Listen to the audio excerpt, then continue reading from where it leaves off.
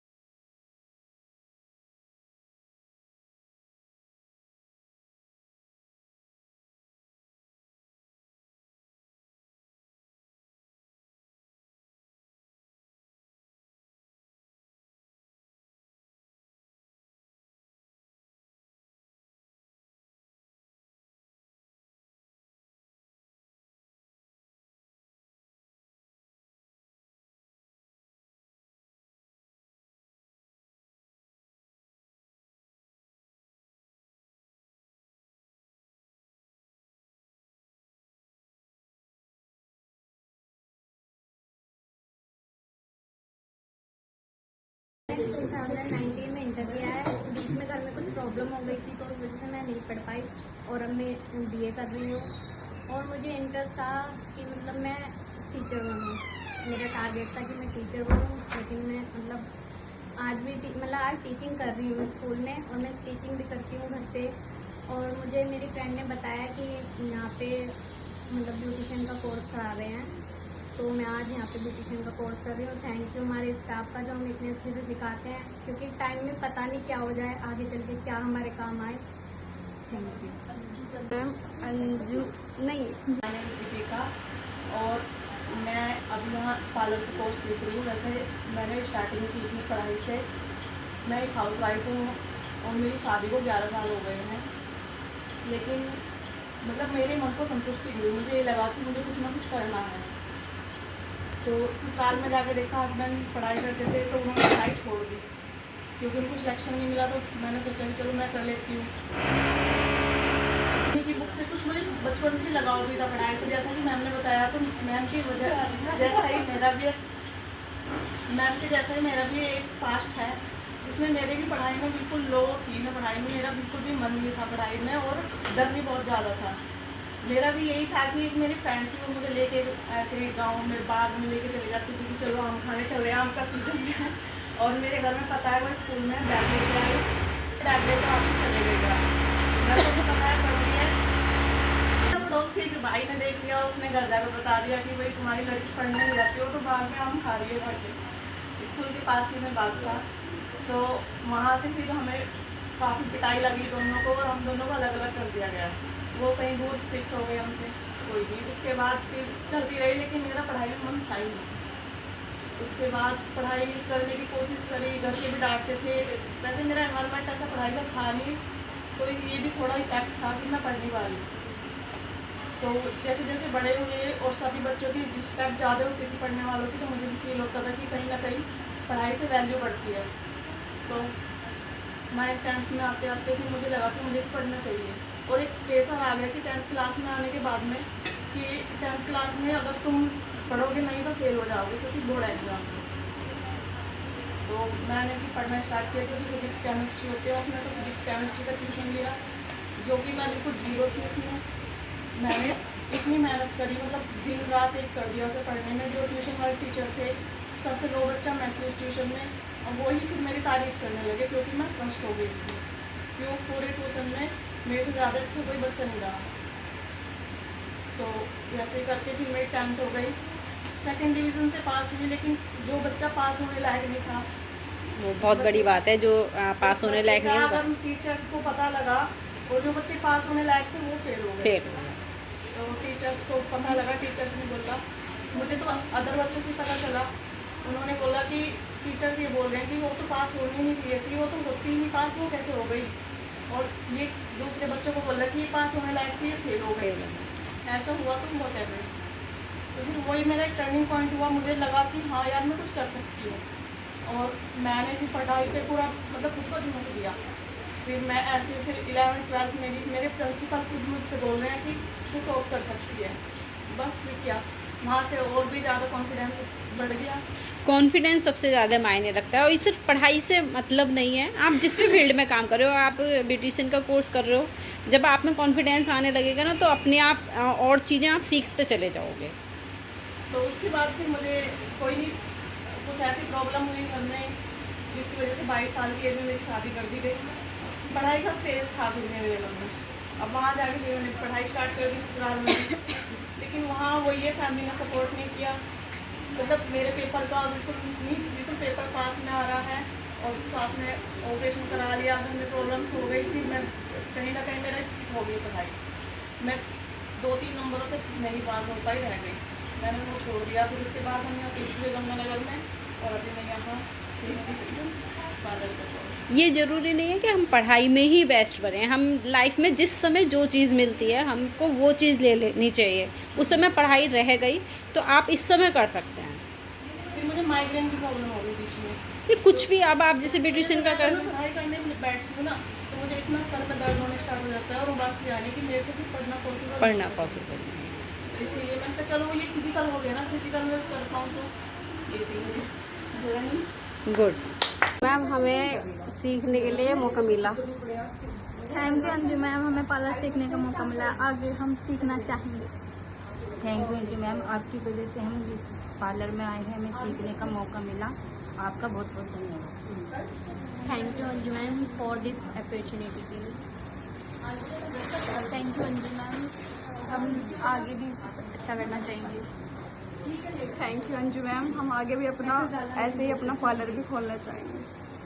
Thank you Anju ma'am, इस platform पे आने का आपने मौका दिया। Thank you Anju ma'am for this opportunity. Thank you Anju ma'am अपने फ्यूचर में लाने के लिए। थैंक यू अंजू मैम, आपका बहुत बहुत धन्यवाद। इस एनजीओ के थ्रू आपने हमें सभी महिलाओं को सीखने का मौका दिया। इसके थ्रू हम आगे इन फ्यूचर में पार्लर भी खोल सकते हैं, जैसे आप सभी हम लेडीज़ की मदद कर रहे हैं। इन फ्यूचर हम भी ऐसा सोचेंगे, ऐसा करने की कोशिश करेंगे 100%। Thank you Sanju. Thank you Anju ma'am, आपकी जो मतलब आपने हमारे लिए किया है, हम आपको उसमें पूरा करके दिखाएंगे, अपनी पूरी कोशिश करेंगे हम पूरी अच्छे तरीके से इसे सीख पाए और आपको गर्व महसूस हो। और मैंने जो स्टडी की है सरस्वती विद्या मंदिर इंटर कॉलेज से की है। उसके बाद मैंने बीकॉम किया है मेरठ कॉलेज से और उसके रिसेंटली उसके बाद ही और मैंने पार्लर ज्वाइन किया, जो मैं अंजू मैम करवा रही हूँ। उनके थ्रू हम यहाँ पे सभी ज्वाइन हुए हैं और ग्रुप में सभी लोग हम पिंकी मैम के थ्रू हम पार्लर सीखते हैं। उनका स्टाफ इतना अच्छा है, हमें बहुत अच्छे से मिला। ऐसे ही आप भी अपनी लाइफ में आगे बढ़ सकते हैं। किसी आगे अभी रिसेंटली मैंने बीकॉम करने के बाद सैलून ज्वाइन किया है। सैलून का नाम है एम्बेलिश मेकअप स्टूडियो, प्रिया मैम है वो स्टूडियो, तो जहाँ पे हम सभी गर्ल्स मिलके वुमेन्स मिलके हम वहाँ पे पार्लर सीखते हैं। तो जहाँ तक हमें लगता है कि हम इतने अच्छे से मेहनत कर रहे हैं, कॉन्फिडेंस से टीचर से स्टाफ सिखाते हैं सभी, और उसके बाद हम उसमें प्रैक्टिस दें, हम अपना 100 वो भी टीचर्स लोग भी अपना 100% देते हैं और हम भी अपनी कोशिश करते हैं पूरी कि 100% पे पूरा अच्छे से सीखें उस चीज़ को। और उसके बाद जो अभी हम उनसे कैप्चर करते हैं, जो मैम सिखाती हैं, जो भी हमें नॉलेज देती हैं, उसको हम 100% सोचते हैं कि हम सारा ही कैप्चर कर लें, पर ये पॉसिबल नहीं हो पाता है कि हम सारा कैप्चर करें। कि उसमें से अगर हम 100% वो सिखा रही हैं, हमें 10% हमें आ जाना चाहिए, प्रैक्टिकल भी और थ्योरिकल। और हमें कॉन्फिडेंट भी होना चाहिए कि हम अगर हमारे से टीचर पूछ रहे हैं सामने से कि आप हमें ये चीज़, हमने आपको ये चीज़ कराई थी आज, तो आप इसको नेक्स्ट डे हम उसको प्रैक्टिकल भी करवाते हैं। वो हमें पूछती हैं, क्वेश्चन भी पुटअप करती हैं, हम उनका आंसर भी देते हैं और प्रैक्टिकली भी करते हैं। और इसी प्रोसेस को करते करते आगे और चीज़ें भी हम सीखेंगे और मैम और चीज़ें भी सिखाएंगी हमें। उसके बाद हम और इसमें इम्प्रूवमेंट लाएंगे, चीज़ों को सीखने की कोशिश करेंगे और अच्छे से करने की कोशिश करेंगे। तो इसके थ्रू हम और अच्छे कहीं बाहर सैलून में जाके इंटरव्यू भी देंगे, तो इस स्टाफ का कम्युनिकेशन या इस स्टाफ का एम्बेलिश स्टूडियो का नाम भी काफ़ी फेमस होगा। थैंक यू, मैं इस बारे में बता सकती हूँ। उसके बारे में सिर्फ आपने सुना है, तुम तो यहाँ बहुत समय से आती है इसलिए सुना है ना। बाकी किसी को भी नहीं पता कि परमानेंट आईब्रोज भी होती हैं, है ना। परमानेंट आईब्रोज होती हैं और वो बहुत साल तक चलती हैं, यानी कि कम से कम 2-3 साल तो चलती है। उसके बाद भी बस रिफिल करना पड़ता है, उससे ज़्यादा नहीं करना पड़ता। किसी की आईब्रो बहुत कम दिख रही हो, किसी की उड़ गई हो, कट लग गया हो, या किसी की जैसे ये बच्ची है, इधर आओ बेटा, जैसे इनकी आईब्रो है, इसमें चौड़ाई तो है लेकिन लंबाई नहीं है, है ना। आप देख पा रहे हो यहीं पे ख़त्म हो गई, जबकि आँख यहाँ तक है, तो आईब्रो यहाँ तक होनी चाहिए। तो हम इनकी परमानेंट बनाएंगे तो वो रहेगी, और इस तरीके से बनाते हैं कि वो नेचुरल लगती है। आपने देखा होगा किसी का आईब्रोज में बहुत ज़्यादा गैप होता है, तो हम गैप को कम कर सकते हैं, गैप को ज़्यादा कर सकते हैं, आईब्रोज की लेंथ बढ़ा सकते हैं, चौड़ाई बढ़ा सकते हैं। वो होती है परमानेंट आईब्रोज, वो हम यहाँ पे कराते हैं, सिखाते हैं और क्लाइंट्स भी करते भी हैं। आगे किसी को इंटरेस्ट हो या किसी के पास कोई क्वेरी हो तो वो सजेस्ट कर सकते हैं कि हम लोग करते हैं। मैं आपको दिखा सकती हूँ अभी जो हमने की है, मैं तो दिखाना एक बार। आईब्रोज की है तो इसमें सेंटर में गैप था काफ़ी, अभी जितना हमें चाहिए था हमने उतना एरिया फिल कर दिया है और गैप को ख़त्म कर दिया है। और आप देखोगे ये आईब्रोज की जितनी चौड़ाई जितनी लंबाई हमें चाहिए थी हमने उतना कर लिया है, क्योंकि ये भी 40+ हैं। 40+ के बाद ना हेयर की थिनिंग होने लग जाती है, आईब्रोज कम दिखते हैं, जैसे उनकी बहुत कम दिख रही है। तो जिनकी कम दिखती है उनके लिए ये सोल्यूशन है कि उनको रोज़ रोज़ कुछ प्रोडक्ट ना लगाना पड़े, पेंसिल ना लगानी पड़े, उसके लिए ये परमानेंट सोल्यूशन है। बहुत सारे लोग ये कराते हैं। ऐसे ही परमानेंट लिप्स भी होते हैं। परमानेंट लिप्स में यहाँ जितने लोगों के लिप्स दिख रहे हैं मुझे, बहुत ज़्यादा किसी के भी नेचुरल नहीं दिख रहे हैं, सबके बहुत टैन दिख रहे हैं, डार्क दिख रहे हैं। और वो अगर थोड़ी से नेचुरल साइड पे हो जाएं, जैसे कि मैंने परमानेंट लिप्स कराए हुए हैं और मेरे लिप्स पे कुछ नहीं लगा हुआ, सिर्फ एक लिप ग्लॉस लगा हुआ है। तो आप में से किसी के भी लिप्स वैसे हो सकते हैं, कितने भी नेचुरल उन्हें रख सकते हो, हाइड्रेट करोगे और वो बिल्कुल नॉर्मल लगेंगे। किसी भी केमिकल लिपस्टिक को लगाने की ज़रूरत नहीं है। लिपस्टिक आप शादी ब्याहों में लगाओ, रोज़मर्रा में लिपस्टिक लगाने से लिप्स और ज़्यादा ख़राब होते हैं, डिहाइड्रेटेड होते हैं, उन पे से पपड़ी निकलती है, चैप्ड होते हैं और वो और ज़्यादा ख़राब हो जाते हैं। तो परमानेंट लिप्स, जो कि आपने कभी शायद ना सुने हो क्योंकि मेरठ में बहुत कॉमन नहीं है, permanent eyebrows, permanent liner, permanent kajal, ये सब हमारे यहाँ होता है और हम सिखाते हैं। तो आप में से के लिए इन फ्यूचर तो ये कोर्स कर सकते हैं, ठीक है। तो उसके बारे में सिर्फ आपने सुना है, तुम तो यहाँ बहुत समय से आती है इसलिए सुना है ना। बाकी किसी को भी नहीं पता कि परमानेंट आईब्रोज भी होती हैं, है ना। परमानेंट आईब्रोज होती हैं और वो बहुत साल तक चलती हैं, यानी कि कम से कम 2-3 साल तो चलती है। उसके बाद भी बस रिफिल करना पड़ता है, उससे ज़्यादा नहीं करना पड़ता। किसी की आईब्रो बहुत कम दिख रही हो, किसी की उड़ गई हो, कट लग गया हो, या किसी की जैसे ये बच्ची इधर आओ बेटा, जैसे इनकी आईब्रो है, इसमें चौड़ाई तो है लेकिन लंबाई नहीं है, है ना। आप देख पा रहे हो यहीं पे ख़त्म हो गई, जबकि आँख यहाँ तक है, तो आईब्रो यहाँ तक होनी चाहिए। तो हम इनकी परमानेंट बनाएंगे तो वो रहेगी, और इस तरीके से बनाते हैं कि वो नेचुरल लगती है। आपने देखा होगा किसी का आईब्रोज में बहुत ज़्यादा गैप होता है, तो हम गैप को कम कर सकते हैं, गैप को ज़्यादा कर सकते हैं, आईब्रोज की लेंथ बढ़ा सकते हैं, चौड़ाई बढ़ा सकते हैं। वो होती है परमानेंट आईब्रोज, वो हम यहाँ पे कराते हैं, सिखाते हैं और क्लाइंट्स भी करते भी हैं। आगे किसी को इंटरेस्ट हो या किसी के पास कोई क्वेरी हो तो वो सजेस्ट कर सकते हैं कि हम लोग करते हैं। मैं आपको दिखा सकती हूँ अभी जो हमने किया है, मुझे दिखाना एक बार। आईब्रोज की है तो इसमें सेंटर में गैप था काफ़ी, अभी जितना हमें चाहिए था हमने उतना एरिया फिल कर दिया है और गैप को ख़त्म कर दिया है।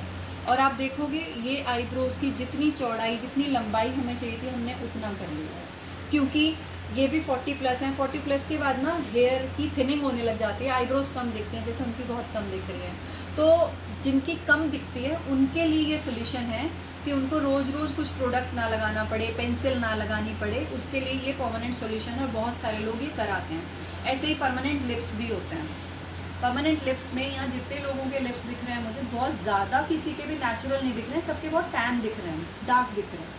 और वो अगर थोड़ी से नेचुरल साइड पे हो जाएं, जैसे कि मैंने परमानेंट लिप्स कराए हुए हैं और मेरे लिप्स पे कुछ नहीं लगा हुआ, सिर्फ एक लिप ग्लॉस लगा हुआ है।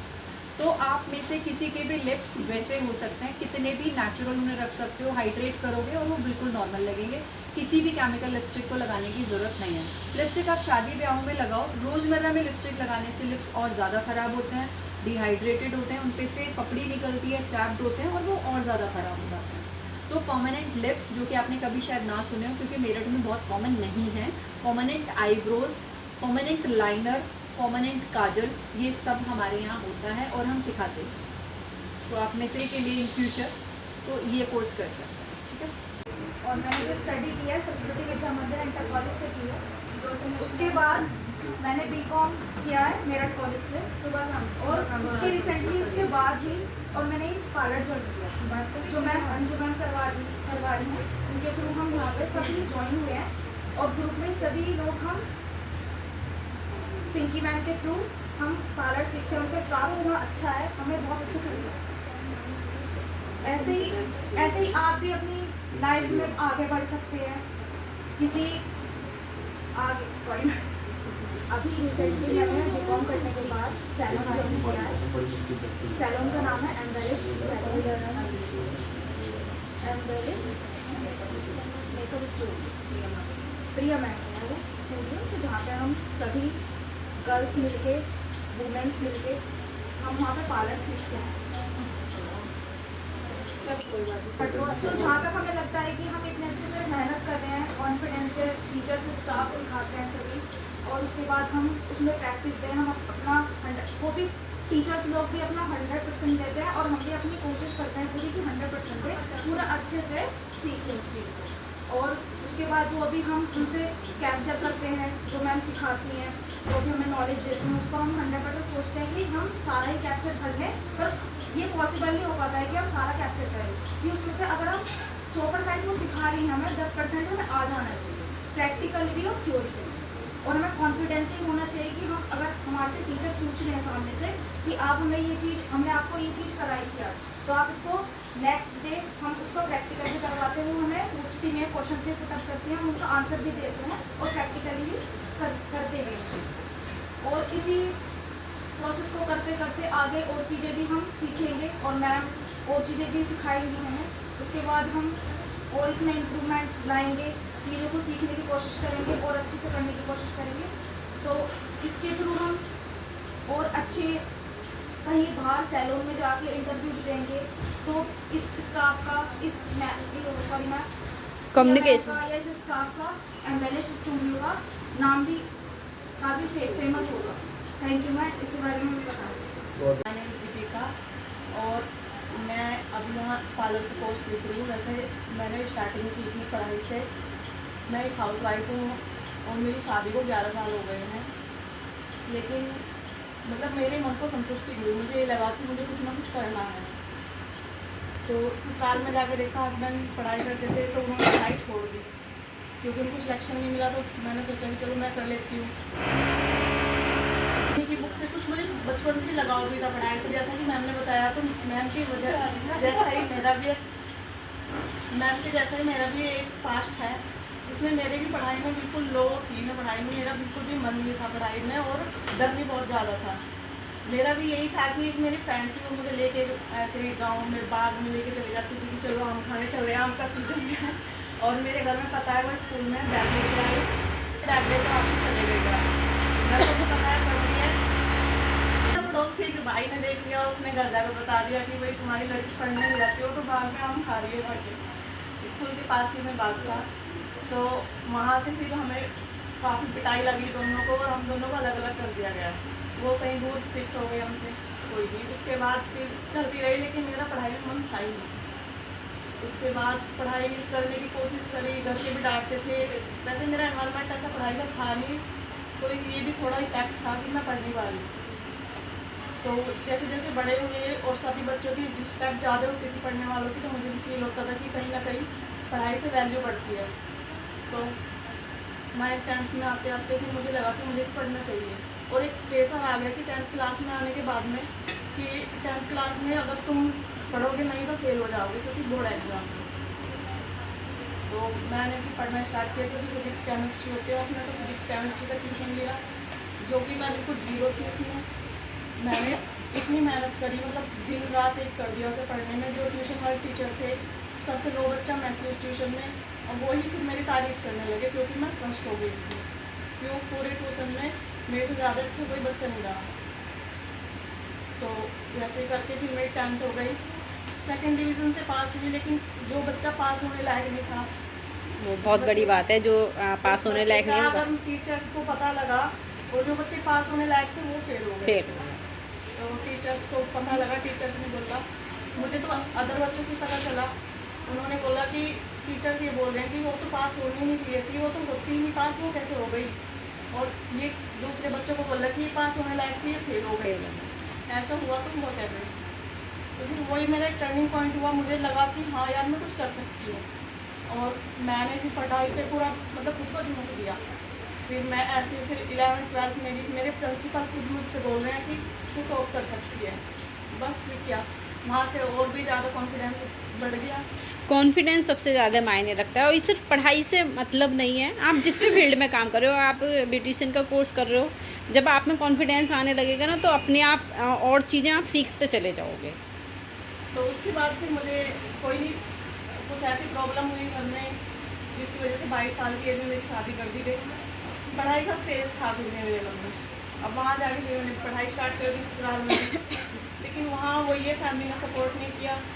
मतलब मेरे पेपर का बिल्कुल पेपर पास में आ रहा है और सास ने ऑपरेशन करा लिया, घर में प्रॉब्लम्स हो गई। फिर मैं कहीं ना कहीं मेरा स्किप हो गई पढ़ाई। मैं 2-3 नंबरों से नहीं पास हो पाई, रह गई। मैंने वो छोड़ दिया। फिर उसके बाद हम यहाँ शिफ्ट हुए गंगानगर में, और अभी मैं यहाँ से पार्लर का कोर्स। ये ज़रूरी नहीं है कि हम पढ़ाई में ही बेस्ट बने, हम लाइफ में जिस समय जो चीज़ मिलती है हमको वो चीज़ ले लेनी चाहिए। उस समय पढ़ाई रह गई तो आप इस समय कर सकते हैं। फिर मुझे माइग्रेन की प्रॉब्लम हो गई बीच में। ये कुछ भी अब आप जैसे ब्यूटिशियन का कर, मैं पढ़ाई करने बैठती हूँ ना तो मुझे इतना सर में दर्द होने स्टार्ट हो जाता है और बस यानी कि मेरे से फिर पढ़ना पॉसिबल नहीं है। इसीलिए मैंने कहा चलो ये फिजिकल हो गया ना, फिजिकल में कर पाऊँ तो ये थी मेरी जरा नहीं। गुड।